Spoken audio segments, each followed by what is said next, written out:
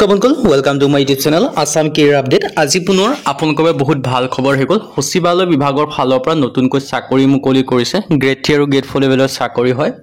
অসমৰ সকলোৰে চাকৰি আহি গ'ল সো ইন্টাৰেষ্টেড আৰু এলিজিবল ভেকেন্সি খিনি ক্ষেত্ৰত আবেদনসমূহ কৰিব পাৰিব কেনেদৰে আবেদনসমূহ কৰিব পাৰিব কোনটো পদৰ ক্ষেত্ৰত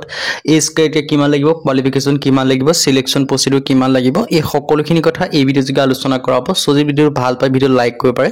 লগৰ চেনেল সাবস্ক্ৰাইব কৰিব পাৰে এনেকুৱা ভিডিঅ'সমূহ প্ৰতিদিনে পাই থাকিব আৰু মই WhatsApp চেনেলৰ ভিডিঅ ডেসক্ৰিপচনত দিয়া আছে তাত গৈ ফলোটো কৰি দিব তেতিয়া আপোনালোকে ডেইলি জবৰ আপডেটসমূহ পাই থাকিব পাৰিব আৰু ভিডিঅ'টো যিমান পাৰে সিমান অনুৰোধ শ্বেয়াৰ কৰি দিওক যাতে সকলো বন্ধুৱে ডেইলি জবৰ আপডেটসমূহ পাই থাকিব পাৰে সচিবালয় বিভাগৰ ফালৰ পৰা নতুনকৈ চাকৰি মুকলি কৰিছে গ্ৰেড 3 আৰু গ্ৰেড 4 লেভেলৰ ভেকেন্সি হয় অসমৰ সকলোৰে চাকৰি আছে দেখুৱাইছে Sachivalaya recruitment 2025 apply online for 16 MTS steno other vacancy মুকলি কৰি দিছে সচিবালয় বিভাগৰ ফালৰ পৰা ইয়াৰ আপোনালোকে দেখিব পাইছে Sachivalaya recruitment 2025 apply online for 16 MTS steno other এনেকুৱা ভেকেন্সি আপোনালোকে দেখিব পাৰিছে আৰু এই ভেকেন্সিখিনি ক্ষেত্ৰত কেনেদৰে আবেদনসমূহ কৰিব মই সকলোখিনি কথা জনাই আছো সো ভিডিঅটো আপোনালোকে শেষলৈকে চাই থাকিব পাৰিব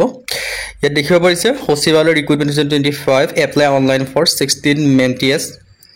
ষ্টেনো এনেকুৱা ভেকেন্সিসমূহ আপোনালোকে দেখিবলৈ পাব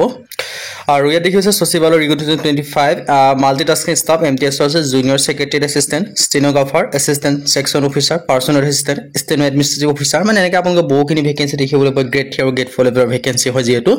সো যদি আপোনালোকে সচিবালয় বিভাগত যে ভেকেন্সিখিনি কেনে অপেক্ষা কৰি আছে যে সচিবালয় বিভাগৰ ভেকেন্সিখিনি কেনে এপ্লাই সমূহ কৰিম বুলি তেওঁলোকৰ কাৰণে ভাল খবৰ আপোনালোকৰ বাবে আহি গৈছে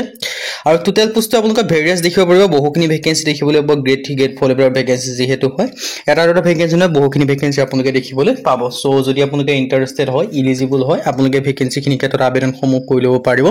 আৰু ভেকেন্সিখিনি 10 পাছ হওক 12 পাছ হওক গ্ৰেজুৱেচন পাছ হওক সকলোৱে আবেদনসমূহ কৰি ল'ব পাৰিব এটা ডাঙৰ সুযোগ সুবিধা আপোনালোকৰ বাবে আহি গৈছে সো এই সুযোগ আৰু সুবিধাটো আপোনালোকে গ্ৰহণ কৰি যদি বৰ্তমানলৈকে আবেদনসমূহ কৰা নাই আপোনালোকে আবেদনসমূহ কৰি ল'ব পাৰিব ভেকেন্সিখিনি ক্ষেত্ৰত 10 পাস 12 পাস সকলোৱে ভেকেন্সি আপোনালোকে দেখিবলৈ পাব আৰু এপ্লাই মতে অনলাইন যোগে কৰিব পাৰিব অল ইণ্ডিয়া মেল ফিমেল সকলোৱে আবেদনসমূহ কৰি ল'ব পাৰিব ইয়াত ধুনীয়াকৈ ডিটেইলছখিনি আপোনালোকে ধুনীয়াকৈ দেখিব পাৰিছে সকলোখিনি কথা আপোনালোকে দেখিব পাইছে আপোনালোকৰ বাবে ডাঙৰ সুযোগ মিনিমাম এজ 18 বছৰ মেক্সিমাম 45 বছৰলৈকে পাৰিব আৰু এপ্লিকেশন ফিছৰ কথা সকলোখিনি ডিটেইলছ আপোনালোকে ধুনীয়াকৈ দেখিব পাৰিছে সচিবালয় বিভাগৰ ফালৰ পৰা ডাঙৰ ৰিক্ৰুটমেণ্ট আপোনালোকৰ বাবে মুকলি কৰি দিছে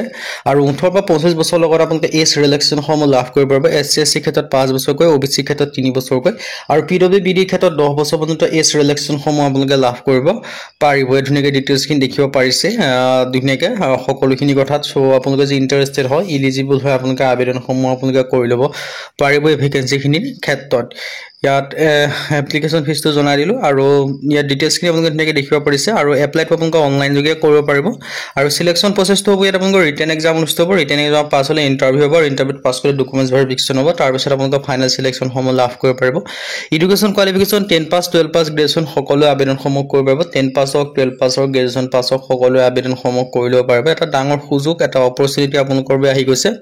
সো সুযোগ আৰু অপৰচুনিটি আপোনালোকে মিছ নকৰিব যদি বৰ্তমানলৈকে আবেদনসমূহ কৰা নাই আপোনালোকে আবেদনসমূহ কৰি ল'ব পাৰিব কোৱালিফিকেশ্যনৰ কথা ক'লোৱে ডকুমেন্টছ কি লাগিব মই আপোনালোকক জনাই দিছো পাছপোৰ্ট সাইজ ফটোগ্ৰাফ সিগনেচাৰ আধাৰ কাৰ্ড এডুকেশ্যন সাৰ্টিফিকেট মানে আপোনালোকৰ ফৰ এক্সাম্পল 10 সাৰ্টিফিকেট হওক 12 সাৰ্টিফিকেট হওক গ্ৰেজুৱেচন সাৰ্টিফিকেট হওক এইখিনি আপোনালোকৰ ডকুমেন্টছ হ'লে আবেদনসমূহ কৰি ল'ব পাৰিব হাউ টু এপ্লাই কথা কৈছে হাউ টু এপ্লাই মানে আপোনালোকে এই ভেকেন্সিখিনি এটা অনলাইন যোগে কৰিব লাগিব এজ প্ৰুফ অফ ডকুমেন্টছৰ প্ৰয়োজন হ'ব আৰু সো যদি ইন্টাৰেষ্টেড হয় এলিজিবল হয় আপোনালোকে আবেদনসমূহ কৰি ল'ব পাৰিব যদি আপোনালোকে বৰ্তমানলৈকে ভেকেন্সিখিনি ক্ষেত্ৰত আবেদনসমূহ কৰা নাই হেড ধুনীয়াকৈ দেখা হৈছে হাউ টু এপ্লাই অনলাইন যোগে এপ্লাইসমূহ কৰিব লাগিব ডিটেইলছখিনি আৰু ইয়াৰ যেটো লাষ্ট ডেট সম্পৰ্কে কৈছো 15 অক্টোবৰ ইয়াৰ কাৰণে লাষ্ট ডেট হয় 9 তাৰিখৰ পৰা এপ্লাইসমূহ ষ্টাৰ্ট হৈ গৈছে